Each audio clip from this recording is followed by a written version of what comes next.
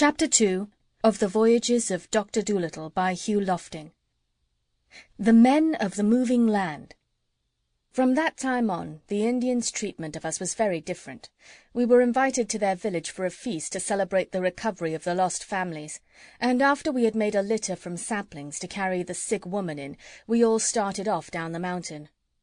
On the way, the Indians told Long Arrow something which appeared to be sad news, for on hearing it, his face grew very grave. The doctor asked him what was wrong, and Long Arrow said he had just been informed that the chief of the tribe, an old man of 80, had died early that morning.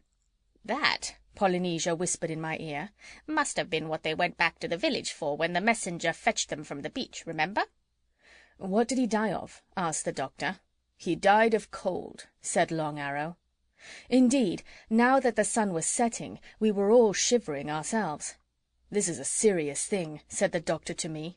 "The island is still in the grip of that wretched current flowing southward. We will have to look into this tomorrow. If nothing can be done about it, the Indians had better take to canoes and leave the island. The chance of being wrecked will be better than getting frozen to death in the ice floes of the Antarctic." Presently we came over a saddle in the hills, and looking downward on the far side of the island, we saw the village, a large cluster of grass huts and gaily coloured totem poles close by the edge of the sea.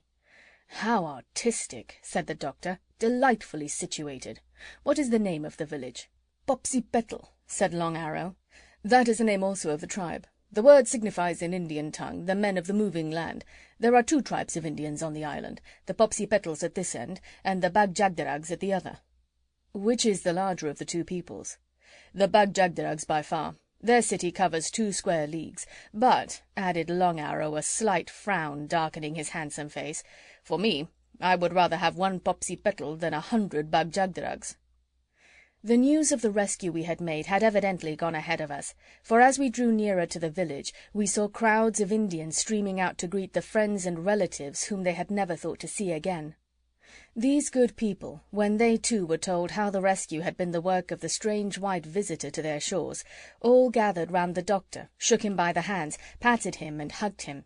Then they lifted him up upon their strong shoulders and carried him down the hill into the village. There the welcome we received was even more wonderful. In spite of the cold air of the coming night, the villagers, who had all been shivering within their houses, threw open their doors and came out in hundreds. I had no idea that the little village could hold so many.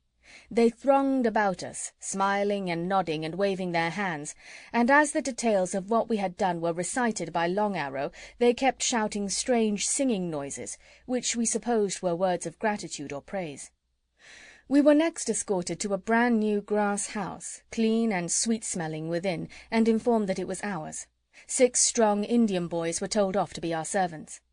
On our way through the village, we noticed a house, larger than the rest, standing at the end of the main street. Long Arrow pointed to it, and told us it was the chief's house, but that it was now empty, no new chief having yet been elected to take the place of the old one who had died. Inside our new home, a feast of fish and fruit had been prepared. Most of the more important men of the tribe were already seating themselves at the long dining table when we got there. Long Arrow invited us to sit down and eat.